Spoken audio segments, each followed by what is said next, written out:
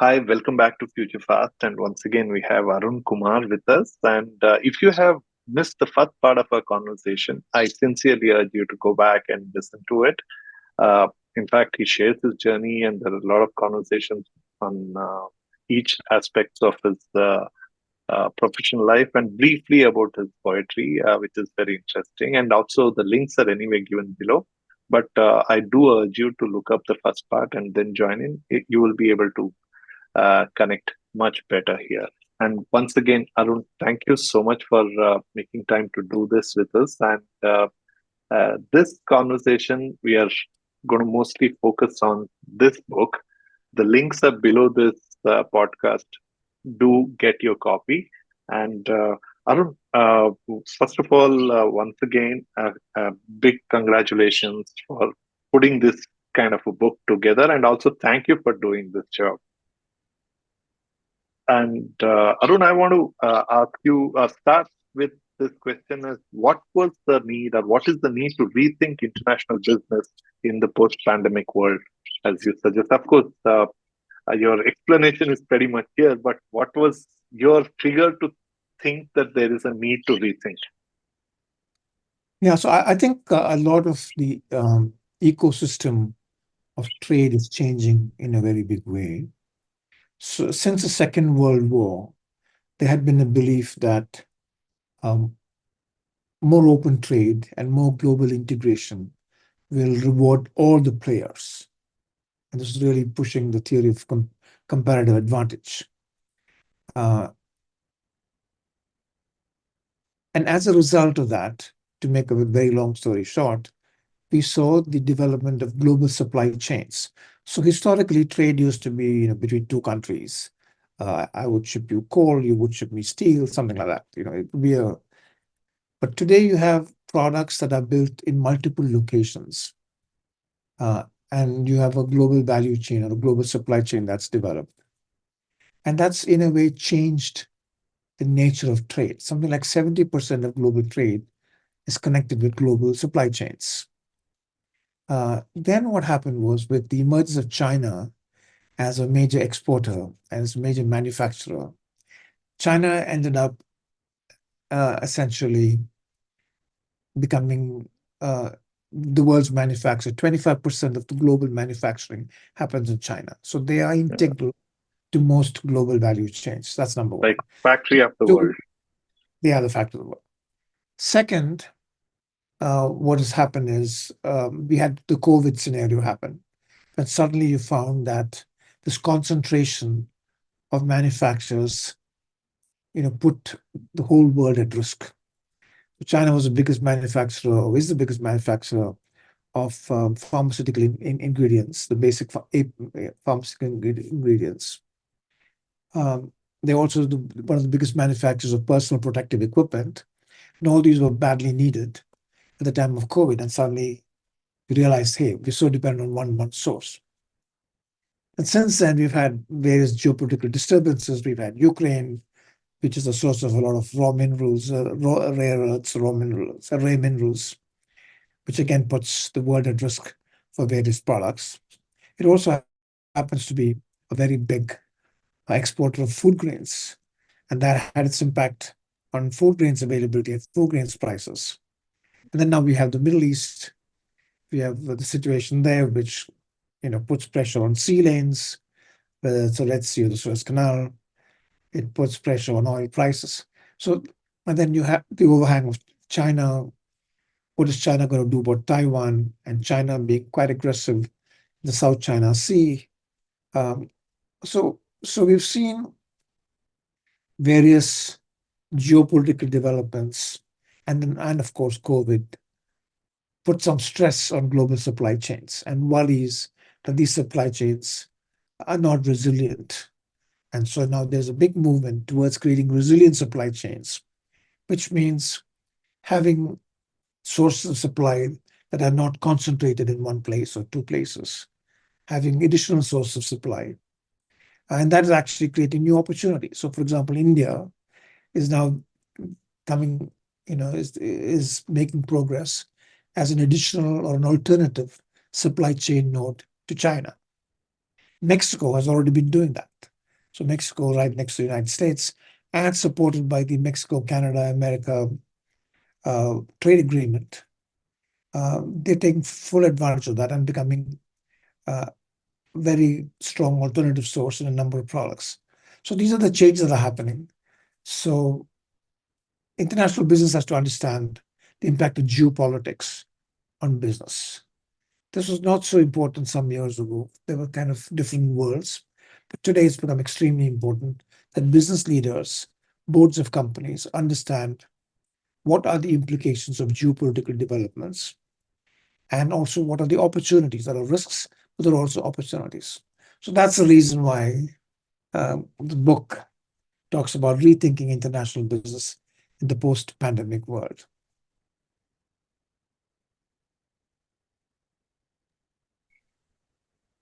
Well, these are pretty much in the context of uh, highlight of the book itself, what you shared.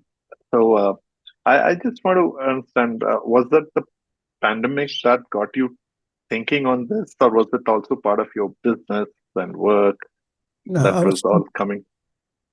yeah, no, actually, what got me thinking about this was way beyond before the pandemic.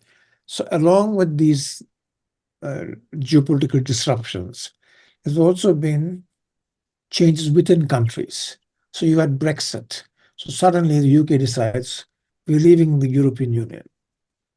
So, if you think about the world as one that has been constantly integrating since the Second World War, that was a disruption. So, UK say, okay, we are going to go a different path. We're not going to go with the European Union. In the US, you had President Trump saying America first, put up a wall, increase tariffs on Chinese products, etc., etc. So you had a big inward thinking going on in major economies, and once major economies. Um, so that's the other part of thing that was going on. So in a way, what those examples gave us, they gave an umbrella for many other countries to start thinking the protectionist way. Now, protectionism can be short-term good news, but it's long-term bad news. It's long-term bad news because countries and companies become less competitive. And if you become less competitive, you can export less. And exports and trade actually drive a lot of value creation and drive a lot of employment. We've seen that dramatically in the case of China. They really changed their unemployment situation um, and increased their per capita incomes driven by trade. And before that, we saw the examples of the East Asian tigers, they were called, Japan, and then Korea and Singapore, uh, even to some extent Thailand, all initially with a great focus, and Taiwan, very importantly, focusing on exports. They really drove up their economies. And many of them reached in a very advanced standards driven by exports and export orientation. Now, you can't have a successful export orientation if your products are not competitive. And if you have a protectionist environment, unlikely that your product's going to be very competitive. So that's a dilemma. How do you see India is protectionist today, as some arguments say, or do you see India being open, active globalization player? So I'd say both. So India believes, and in my view, rightly, that manufacturing should be a major part of its employment generation approach. That manufacturing can create jobs and therefore help manufacturing. Uh, One way to do that is to help manufacturing for exports. I think it's a very good way to do that. And the approach India has taken is to provide incentives, the production linked incentives. So if you produce more than you produced before and they produce it for exports, then or produce it to substitute exports, then you are incented to do that. And that is uh, can be a controversial approach. Uh, but the decision India has made is that it's worth doing in order to advance India's position in the manufacturing area, in making Indian manufacturers competitive, these incentives should help. That is the theory of the case. And we've got to see how that works. But it certainly created a greater emphasis on manufacturing. Second, it's also helping bring large companies to come and do manufacturing in India. Hopefully, these will not be long-term, protectionist measure, because that'll hurt industry eventually. But in the short term, it's an experiment that India is conducting. And your perspective is it is a short-term approach. It's not going to be sustained approach, or it'll not turn out to be like a China story. Difficult to say. I mean, it can be argued that China has had a sustained support for the industry, state support for the industry, and that has actually helped China to capture many markets. But then the backlash is that now China is facing all kinds of tariffs and restrictions. So it's a path that has to be trod with great care. And of course, given democratic setup that we have, may not go in that direction, but the whole thing comes down to is that the how long will the positive story get sustained? I mean, the shift, but it's in the same direction even in US now, right? The same arguments are coming up again with the election year. How do you see that shaping up? I think Bidenomics is quite clear that it is not only the consumer welfare that is the most important, because consumer welfare means trying to get the things at the lowest cost, the highest quality, the lowest cost. But if you say the welfare of the worker in America, that may not equate to lowest cost. So I think the Bidenomics clearly says that they also have to consider the welfare of the American worker, which is similar to what is being said. It's not being said in those terms, but same approach when you say in India, need to create manufacturing to increase employment. And if that means providing some support, so be it. It's the same approach. But a lot of perception here is that India's approach is more similar to what President Trump is advocating, which is, in a sense,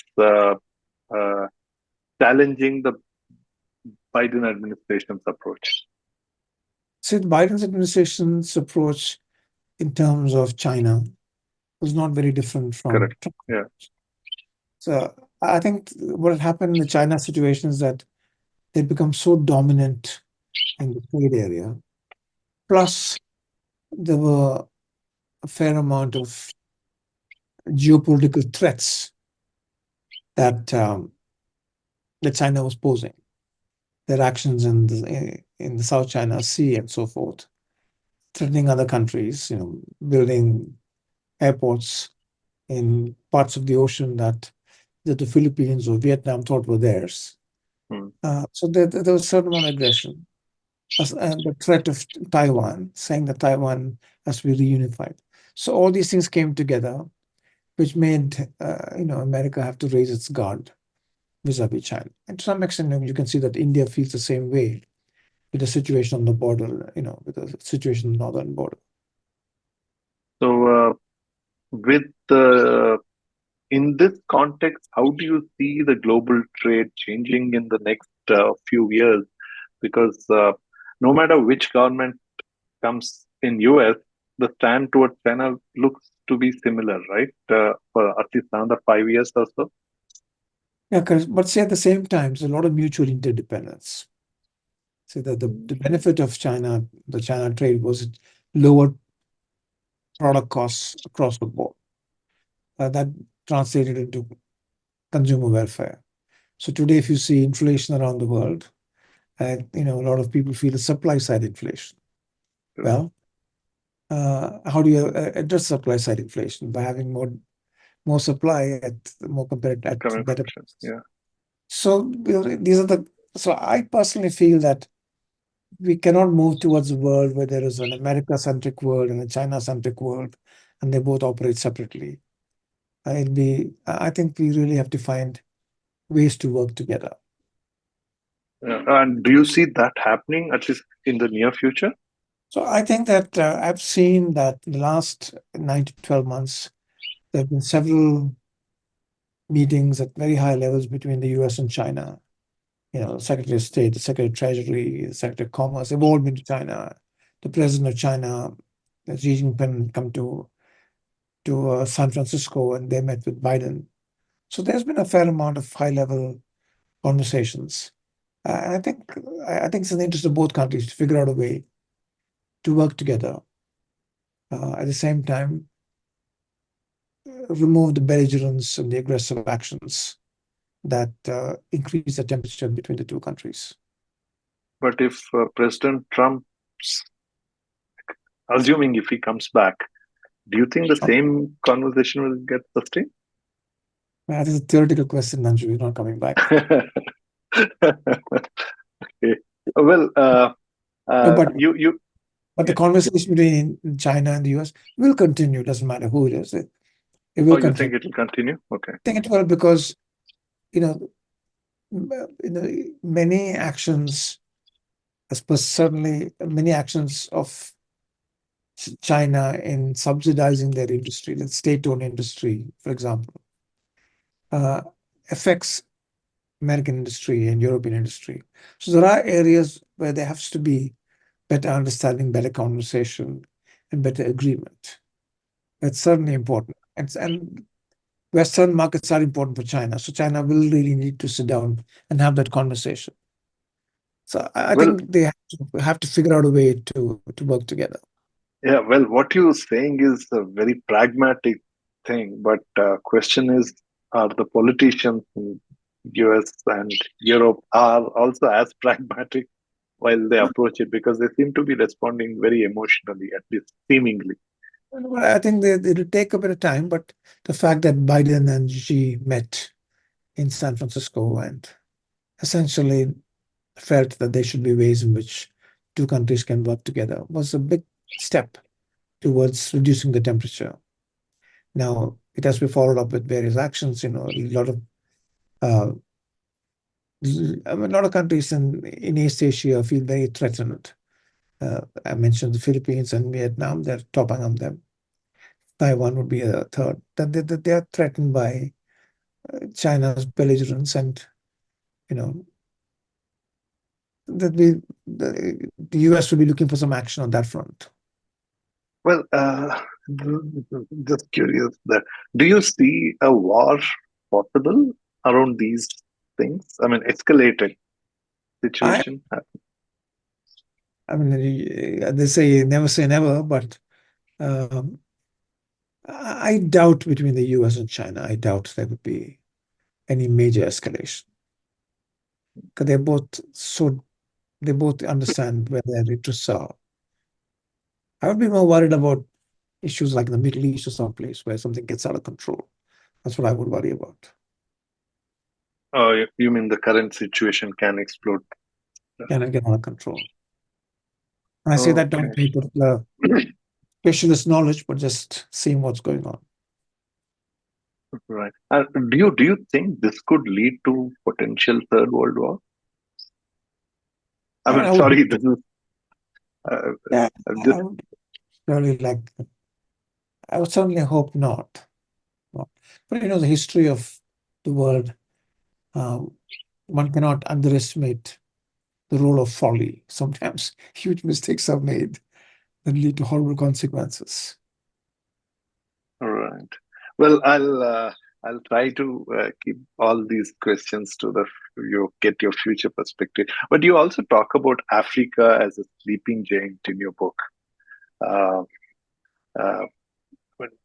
There's been a long anticipation of Africa waking up to its true potential. So, please share your thoughts.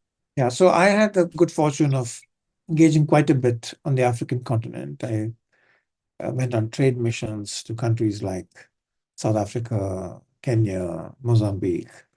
I visited countries from the West, the ECOWAS countries, Ghana, Gabon, um, s- North Africa, Tunisia. So I had very interesting sort of exposures to Africa.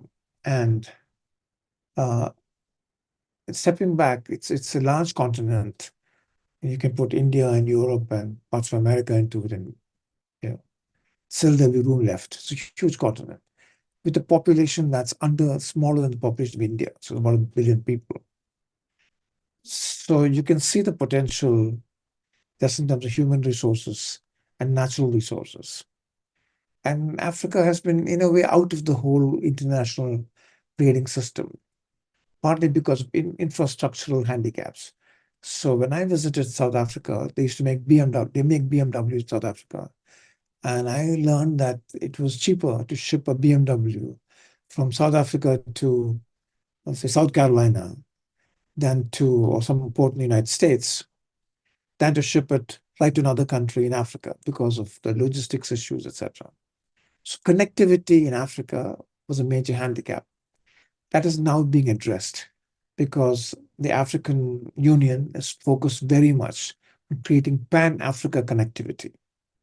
Um, in a strange way, this was the dream of the colonialist Cecil Rhodes, who had a picture of having 1 foot in Cape Town and 1 foot in Cairo, like a view of uh, Mm. Pan Africa. But yes, so now it is beginning to happen. That connectivity is beginning to happen. A lot of corridors are being built within Africa, going from major harbors into the interior and then connecting between countries. So a lot is happening, and I think once that provides a foundation for really improving trade within Africa. And that's going to provide opportunities for many countries to participate. And China is already there. There are many of these countries. You go to some of these countries, you see big signs in Chinese, in Mandarin. Well, there is a lot of content on internet which talks about China pretty much controls a lot of resources in Africa. So, how do you see this help Africa in waking up the elephant, uh, as you say, or is it the giant as you refer to in the book, or do you think it's going to harm or hurt? Not a risk. I think if countries do the right deals and protect themselves, I don't see why it can't work to both benefit. But there's been some unfortunate history of companies getting into huge debt with China. We've seen that right here in Sri Lanka. Sri Lanka.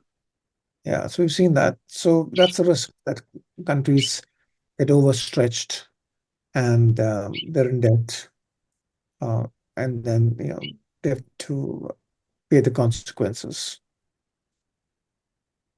So, do you see any active participation from US and West in countering this China effect in Africa? US is very US and Western countries are very, very interested in participating in the development of Africa. I'm not necessarily saying countering China, but consequence would be a counter to China. Uh, so last year there was a US Africa forum where a number of African business leaders came to the United States and to the president and others, a lot of business interchange. So there is a very big focus, certainly on the US side, and along with the support of many European countries in the development of Africa. And these have to look at infrastructure, looking at trade, looking at power. Power has been a major issue in Africa. So that's been a big focus area. Do you see the Africans trusting the Europeans once again because of the history?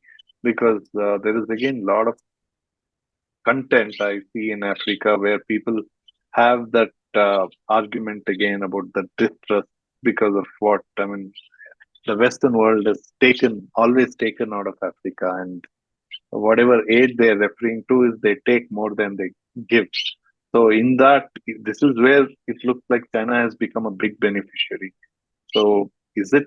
Do you see they will be able to get their trust back?